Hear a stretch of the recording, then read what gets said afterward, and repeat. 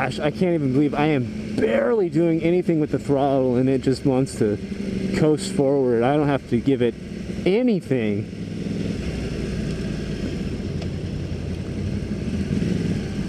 Alright, and I'm in first.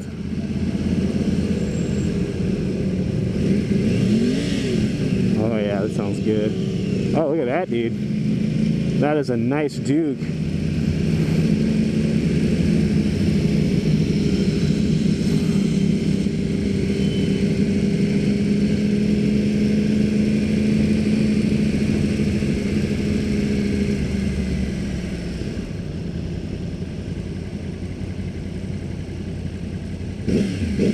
Oh yeah, that sounds good. Heck, even with the stock pipes on it, it sounds good.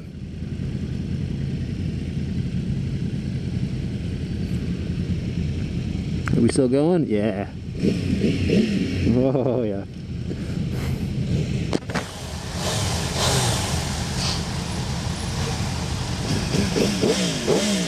That sounds hella good.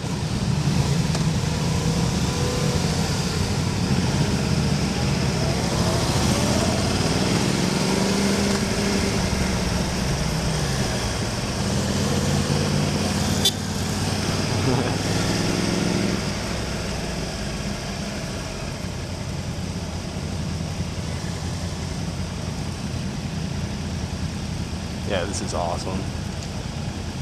Oh yeah. She's getting hot too. I can feel the air spitting out of my legs.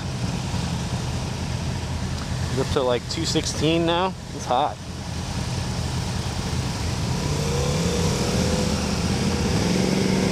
Oh man, we're getting close to being done too. I wanna ride it more.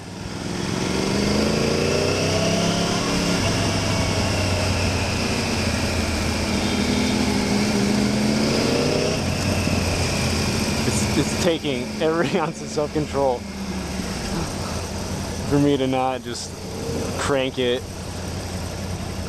I know I shouldn't. I got to a little bit getting onto the freeway, but just to see what it feels like. I don't usually ride like that. Just to kind of get a sense of what the power might be like on this thing, what it really has to offer. I think this thing is just a monster. But I'll tell you what, after I've had, let's see, remember I've mentioned in my other videos, I started riding in January. I got my CBR on May 31st of this year, and it's like November 15th right now, and I'm test riding an R1.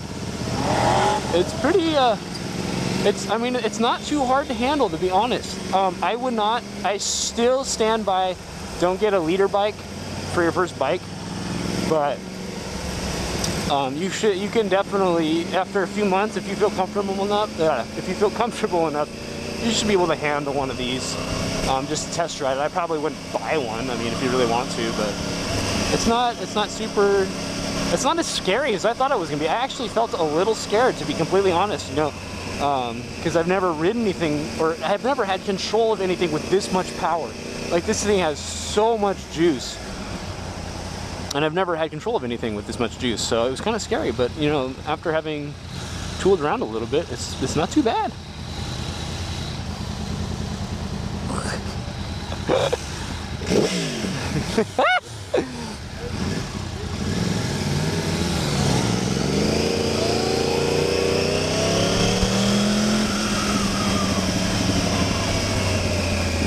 And we're getting back to the convention center now.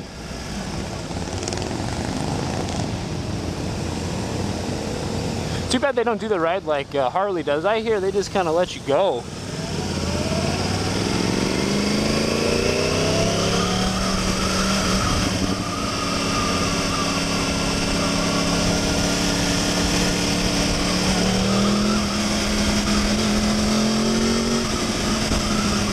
Want to hear what it sounds like in those higher RPMs. I'm not even going that fast, but it sounds good. And this guy's really testing it out. Smooth turning, very smooth.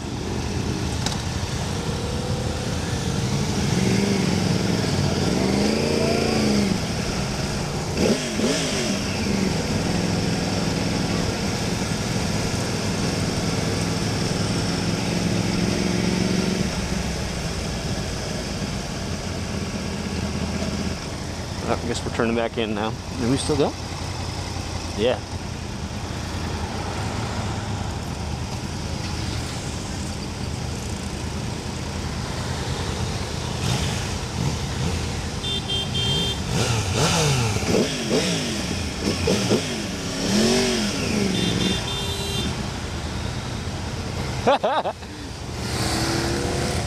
Dude, this thing is fucking awesome.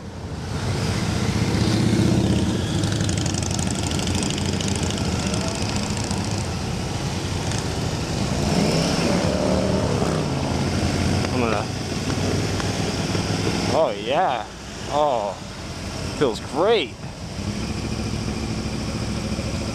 Oh yeah. Oh man, that was fantastic.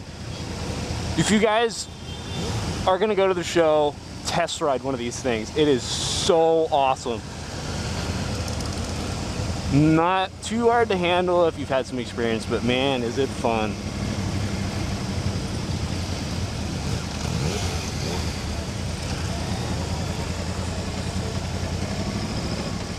All right, one last little rev.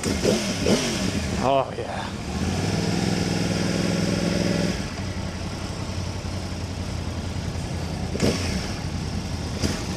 Yeah, absolutely.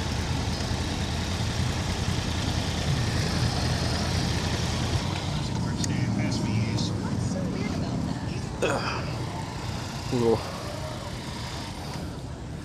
I would buy one. Absolutely. Oh my God.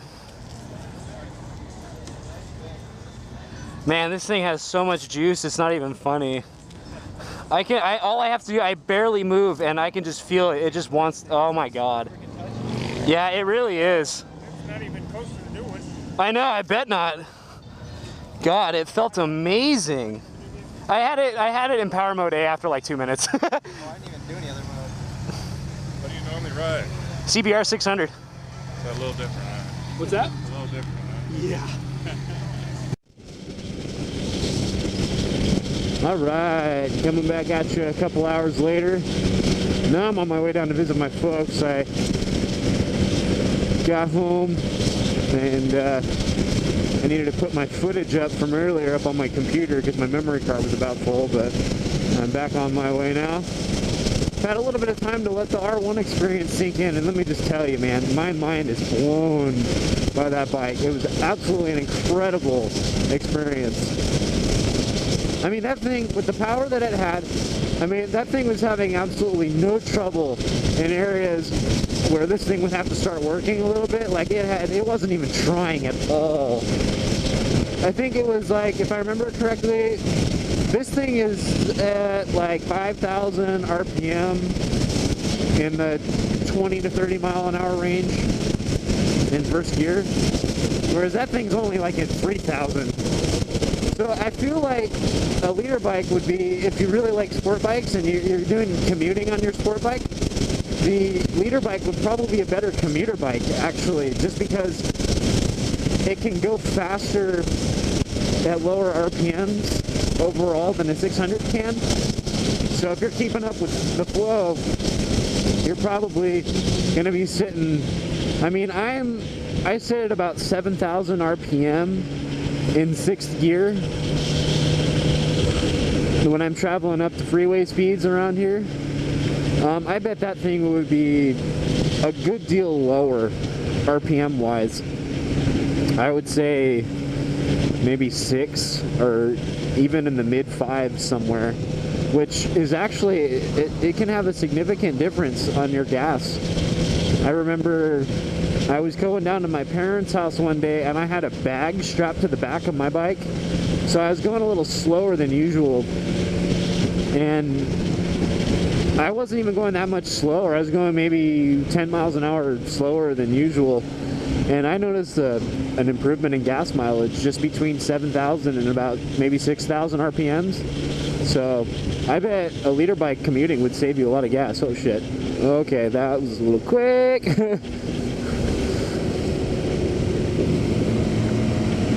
So I guess that's another thing to think about.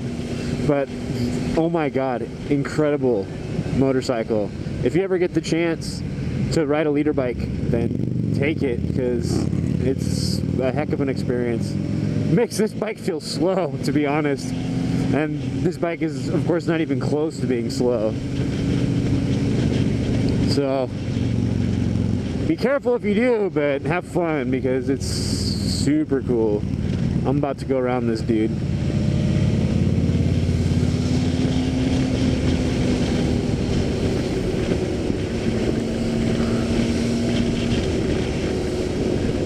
It's cool seeing all the other bikes too. Of course, all the manufacturers had their bikes out, and I got to throw a leg over a few. The new CBR 600 feels pretty similar to this bike, actually. About the same weight, same feel, I guess, overall. You know what's funny is the ZX14, I think I mentioned this in a previous video, it might have been my last one, but the ZX14 feels a heck of a lot lighter than the Hayabusa. It's kind of crazy considering the ZX14 has more engine on it. Not by much, but 100 cc's, I think. I got to throw a leg over the new R1 too, which was kind of cool, that 2015 model with the new light design. And I will say it looks really good in person. The pictures don't really do it justice. And it looks especially good in the black and white. There's a black and white color pattern that they have, and that's pretty cool. But that feels pretty light too.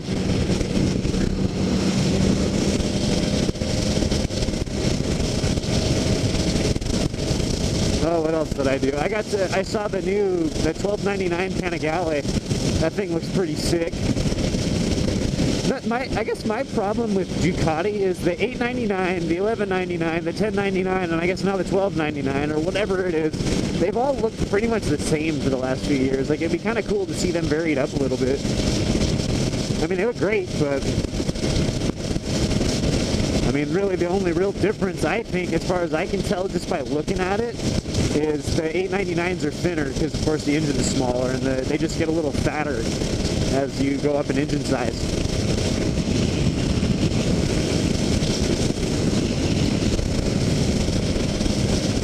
But I got to throw a leg over the 899 that they had, and it felt all right. They had it up on a stand, so I couldn't kind of swing it back and forth between my legs a little bit like I usually do with other bikes. Like, I'll kind of rock it back and forth just to see how heavy it feels. So I couldn't really do that, but I know the dry weight on those things is ridiculous. I think the 1299, for instance, the dry weight's like, it's not even 400 pounds, which is insane.